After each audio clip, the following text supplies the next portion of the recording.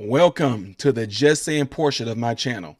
This is another part of my channel that's included on my playlist where I kind of combine some truth bombs along with some comedy. So, some folks don't understand why I do it. It's for comedy and it's also for to give you a little bit of intuition on some of the real stuff that's going on in the world. But, throwing laughs in there kind of just helps out because we need to laugh more anyway. But on top of that, the reason why I wear the Uncle Tom hat and have the Uncle Tom cup because I've learned a long time ago as a teenager, if I can talk about myself, then nobody else can. And with that being said, folks, let's hear it. Welcome back. For today's Counterpoint segment, I wanted to discuss the recent Supreme Court abortion case. Honestly, this isn't even about whether you're pro-choice or pro-life. I just do not like bad arguments. And the arguments that are coming from the left right now are absolutely bonkers. So let's start with absolutely bonkers, Joy Behar. It's a very interesting schism that goes on here because on the one hand, sex sells everywhere. I mean, you can't see an aspirin commercial without somebody having sex. Mm-hmm. You cannot turn on any program, especially on streaming, where people are having, there's soft porn everywhere now. Right. They encourage all of that. It sells everything. Sex sells. Yeah. And yet when it comes to the reality of pregnancy, this particular group of people on the right in this country and these religious zealots do not understand the reality of what happens when you have sex. I don't think she knows that it's not pronounced shex, but we'll pretend that there's an H somewhere in there. For counterpoint number one, I want to say, yes, Joy Behar, you are correct. Sex is everywhere. Our culture is sick. That isn't an argument, that's a diagnosis. We have an increasingly sick culture here in America. Religious zealots and or people on the right very much understand that reality. We understand that when a culture promulgates promiscuity, it leads to people engaging in unfulfilling, unprotected sex. Far from your assessment that we don't understand what happens when you have sex, we understand exactly what happens. Children are the consequence. Life is the consequence. It would seem to me that it's the atheist zealots, the ones who have normalized sex-laden aspirin commercials, that don't quite understand what happens when you have unprotected sex. And then, when they find out, they go, whoops, well, good thing I learned in health class that I can just get an abortion to deal with it.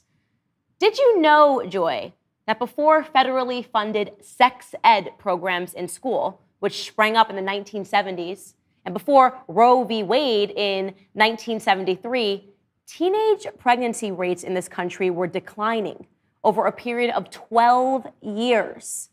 Maybe what we on the right understand is that there is such a thing as sexually transmitted insanity, the normalization of non-committal sex, which is pervasive in our culture and in our schools, and it serves no one, least of all the young women who wind up pregnant and are pressured to make a life-altering emotional decision that is packaged to them as the responsible thing to do. I believe that you and the ladies that sit beside you contribute daily to that toxic culture of lies. Now let's hear from your co-host. Do any of you men have any eggs or the possibility of carrying a fetus? How dare you talk about what a fetus wants? You have no idea. Now, I'm fine if you disagree with abortion. I have no problem with that. My problem comes when you tell me what I need to do with my doctor and my family. How dare you? How dare you? All right, counterpoint to you, Whoopi Goldberg. Number two, did you guys know back at home, by the way, that in 2017, Whoopi Goldberg received a GLAAD Media Award for executively producing a show called Strut? It was a transgendered modeling show. She won the award for speaking up for trans rights and against those trying to roll them back. Oopsies! This is why I love intersectionality. Here we are in the middle of a vicious culture war where a bunch of men playing dress up and trying to convince people that they are women and can give birth and they can chest feed. And here comes along Whoopi Goldberg and she's so fired up about abortion that she accidentally tells the truth. Only women can give birth. Only women have a womb that is capable of carrying a child.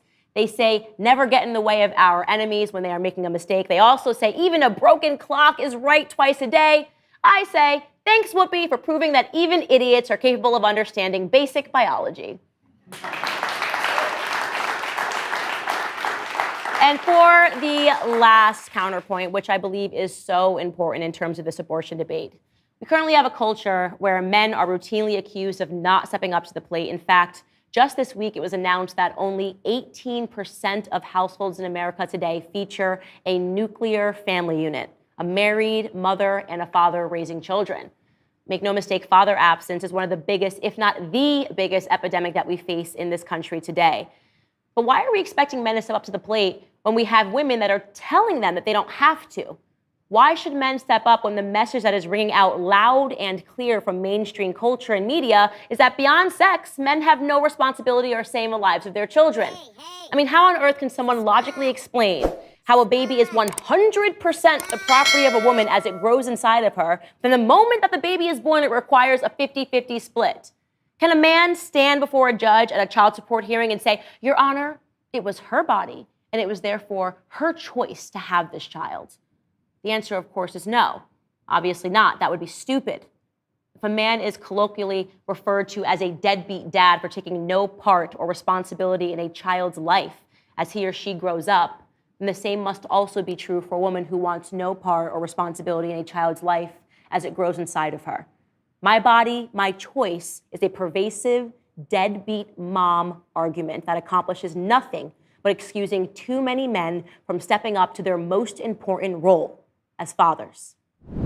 Thanks for joining me on this segment of Candace. If you'd like to join the Daily Wire's fight against the Biden administration's unconstitutional vaccine mandates, head to dailywire.com/do-not-comply and sign our petition today. Before you click on anything, pay attention to this. If you want to get to the next type of video that I've done like this, like these Just Saying videos, click right there. There's a whole lot of Just Saying videos right here, okay? But if you want to see other things I do on my channel as well, comedy related, then you're going to click right there, okay? Thanks for tuning in. Don't forget to like, share, and subscribe, all right? Catch y'all in the next one. Peace.